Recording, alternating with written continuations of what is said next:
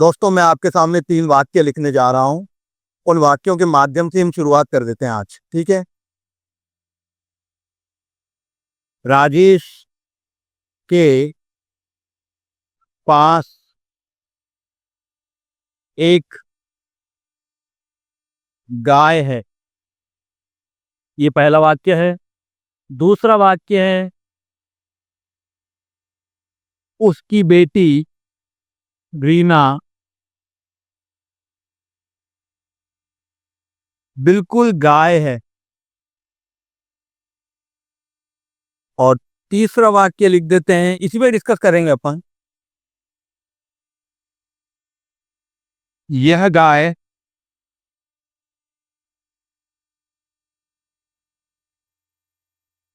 यहाँ कैसे?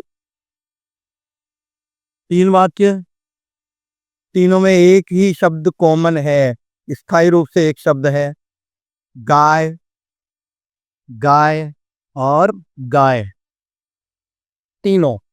तो यानी कि आप इसको समझ रहे होंगे कि प्रत्येक शब्द में कोई ना कोई एक प्रकार का कोई संतुलन बना हुआ होता है।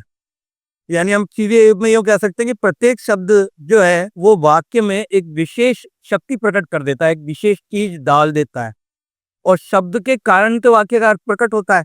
अब हम अपने हिसाब से अर्थ लगाते हैं, सोचते हैं कि क्या अर्थ निकलता है। हम तीनों वाक्यों को पढ़ लेते हैं। राजेश के पास एक गाय है। आपके सामने मैंने ये कहा राजेश के पास एक गाय है, तो आपके मस्तिष्क में, मन में एक चित्र उभरेगा गाय का, कि राजेश के पास एक गाय है। यानी मैंने जो सीधा बोला है वो आपको सीधा ही समझ में आ रहा है। तो जो सीधा समझ में आता है उसको इस शब्द शक्ति में, जिसे हम पढ़ रहे हैं, उसे हम कहते हैं अभिधा। अभिधा यानी बिल्कुल सीधा। चलते चले समझते जाएंगे। उसकी बेटी रीना बिल्कुल गाय है। तो क्या पहले जो आपने शब्द सुना था ये वाला वाक्य के साथ में कि राजेश के पास एक गाय है, अब हम दूसरे पर जब आ रहे हैं तो उसकी बेटी रीना बिल्कुल गाय है, तो क्या आपके मस्तिष्क में या मन में या सोचते समय ये शब्द उभर रहा है क्या कि गाय है, सफेद रंग की है, एक पूंछ है, 2 सींग है, ऐसा मुंह है, ऐसे नेत्र हैं? आ रहा है? नहीं।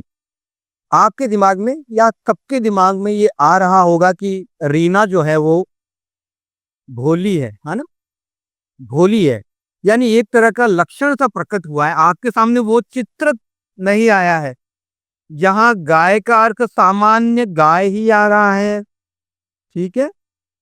और यहाँ गाय का अर्थ जो है वो भोलापन आ रहा है।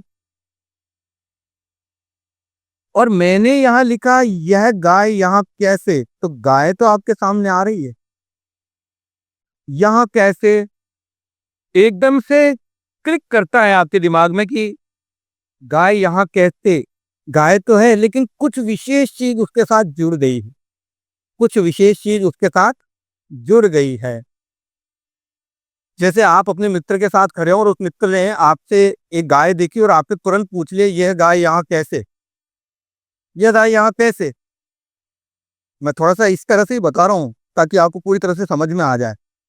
यह गाय यहाँ कैसे, तो यह गाय यहाँ, यानी कि उस मित्र ने शायद उस गाय को बांधा होगा, ऐसा आप सोच रहे होंगे कहीं, या यह गाय खो गई होगी, यहाँ दिख रही है, या यह गाय किसी मित्र की है और वो मित्र जो है उसको ढूंढ रहा था और इस मित्र ने उसे देख लिया और आपको बता रहा है यार ये गाय यहाँ कैसे। तो यानी कि 2-3 तरह के अर्थों को प्रकट कर रही है, आपकी सोच को विस्तार दे रही है, आपको ज्यादा सोचने पर मजबूर कर रही है ये गाय। यानी कि यह वाक्य आपको ज्यादा विस्तारित, ज्यादा सोचने के लिए मजबूर कर रहा है, या ज्यादा सोचने के लिए आपको प्रेरित कर रहा है। तो एक प्रकार की यहाँ व्यंजना प्रकट हो रही है। यही तो शब्द शक्ति है, बस इसी को तो हमको पढ़ना है और करना क्या है, ठीक है?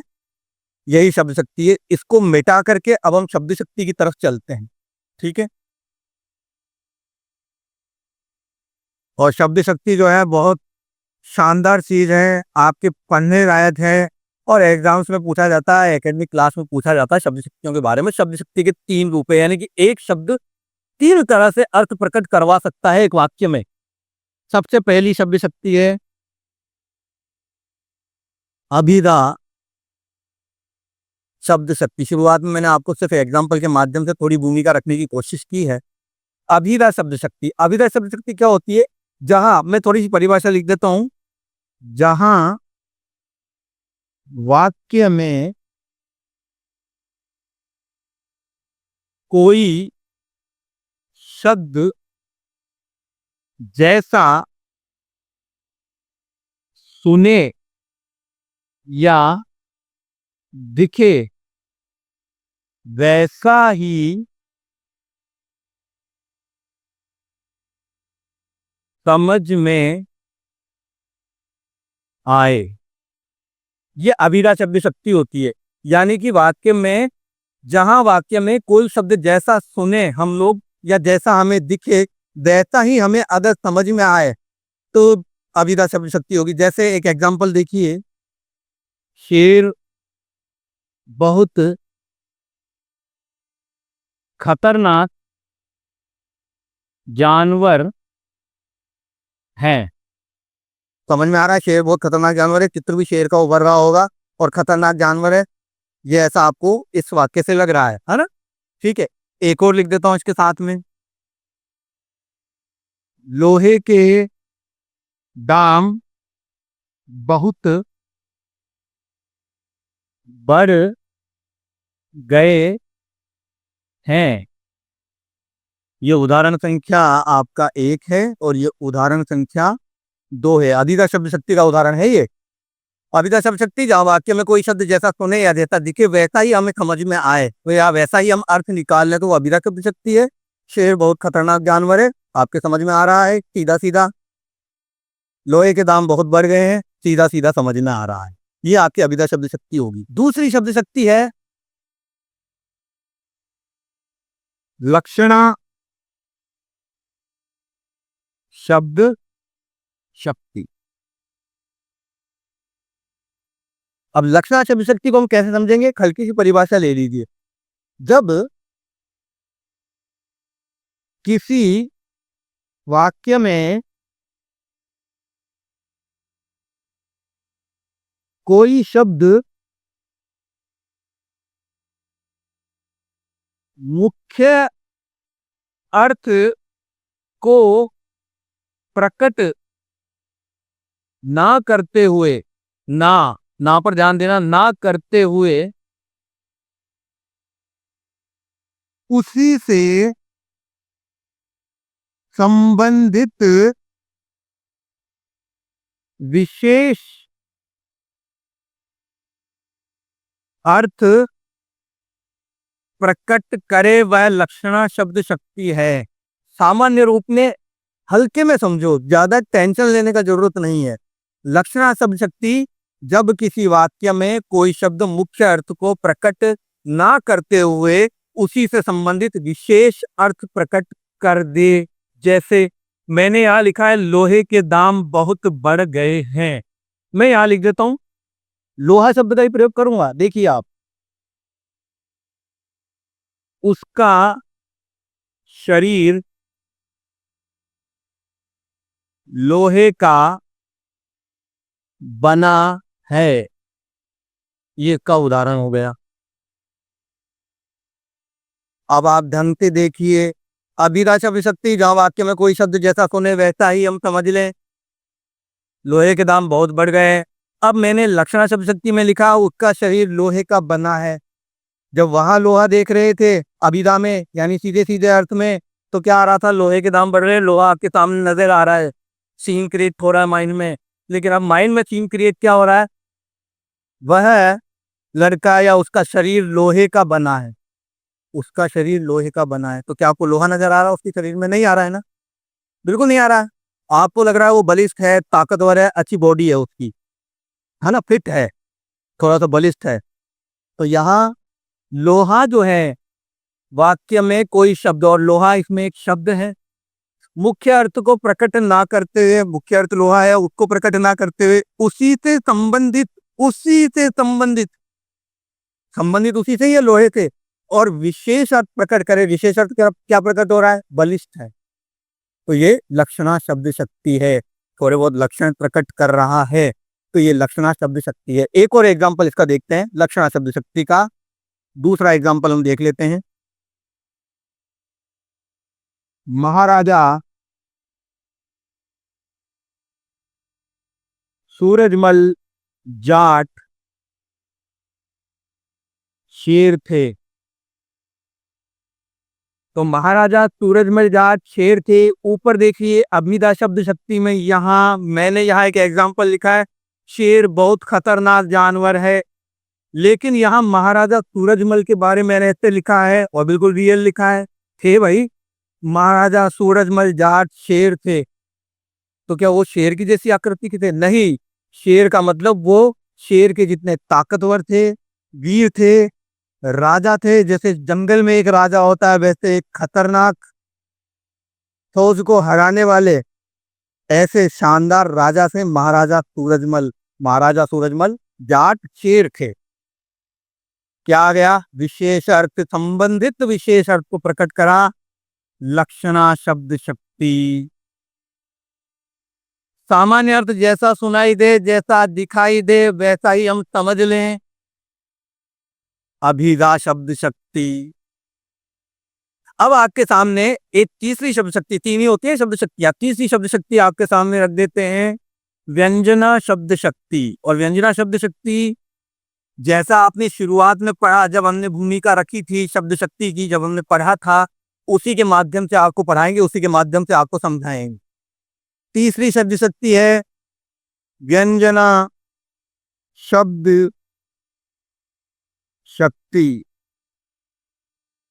और व्यंजना शब्द शक्ति सीधी सी बात है, सामान्य अर्थ कौन सा? अभिधा का।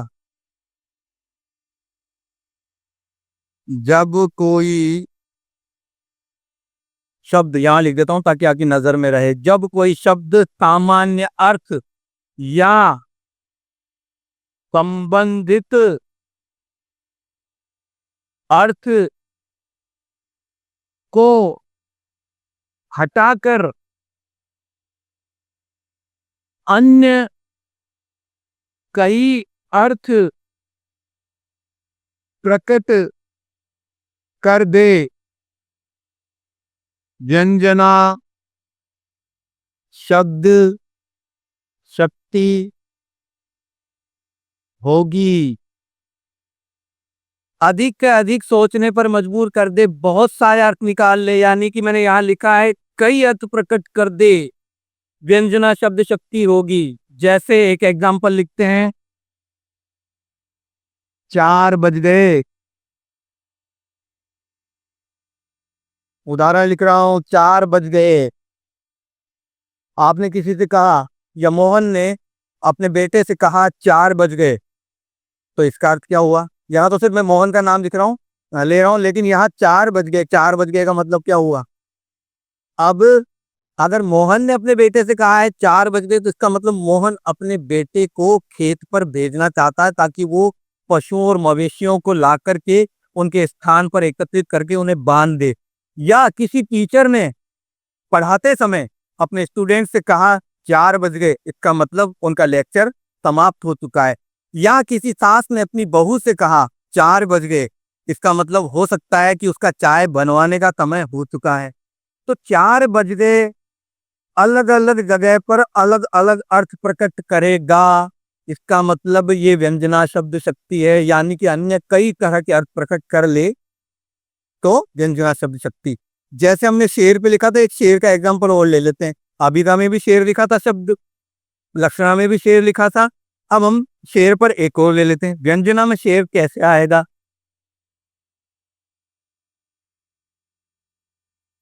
ओहो,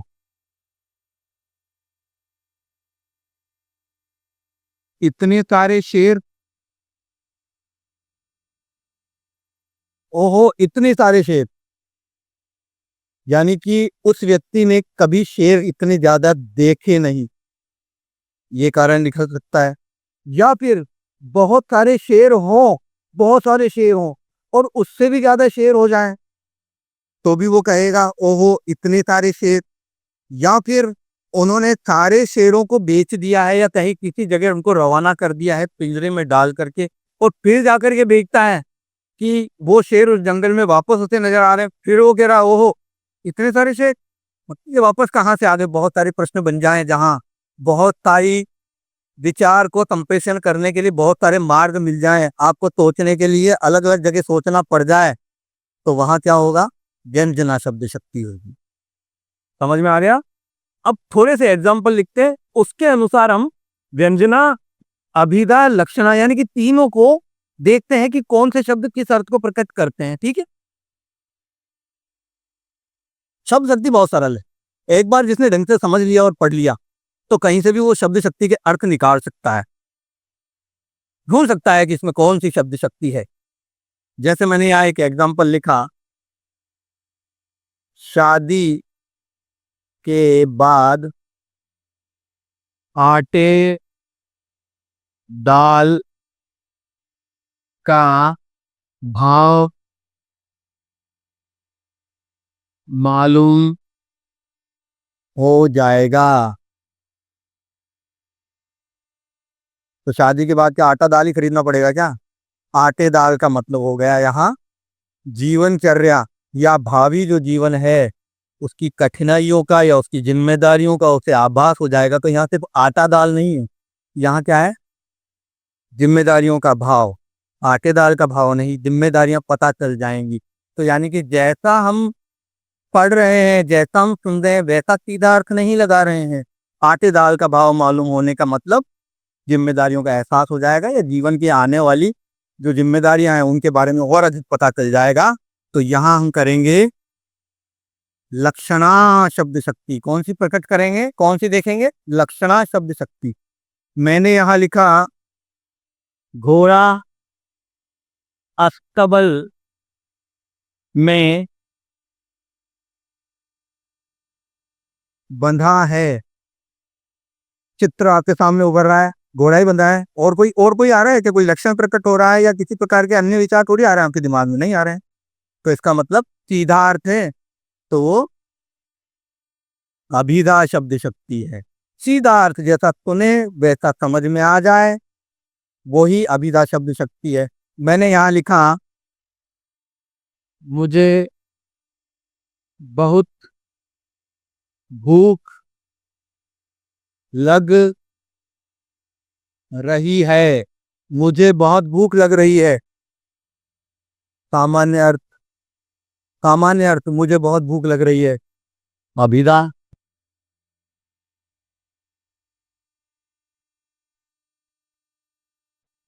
अब भूख से संबंधित एक और ले लेते हैं। देखें आप निकालते हैं क्या इसका अर्थ, कौन सी शब्द शक्ति? देखें आप ढूंढते हैं क्या? मेरे पेट में चूहे कूद रहे हैं। बताओ यार, अभिधा है क्या? मुझे लगता है डेफिनेटली आपके समझ में आ गया होगा अभिधा और लक्षणा में क्या अंतर हो रहा है। व्यंजना में भी समझ में आ जाएगा, एग्जाम्पल चलते जाएंगे तो। समझो समझो, आ गया होगा शायद समझ में आपको, मुझे पता है। मुझे बहुत भूख लग रही है, अभिधा है। मेरे पेट में चूहे कूद रहे हैं, दृश्य बन ही नहीं रहा है कि पेट में चूहे हैं क्या उसके, अगर कह रहा है कोई तो। नहीं ना, यानी कि यहाँ भी भूख से संबंधित है, लेकिन शब्द शक्ति कौन सी है? लक्षणा है। भूख को दो तरह से प्रकट किया है, तो सीधे अर्थों में प्रकट किया है तो अभिधा है, और एक एक लक्ष्यार्थ प्रकट करते हुए, लक्षण प्रकट करते हुए कहा है, तो फिर वो लक्षणा शब्द शक्ति है। एक और लिख लेते हैं अपन,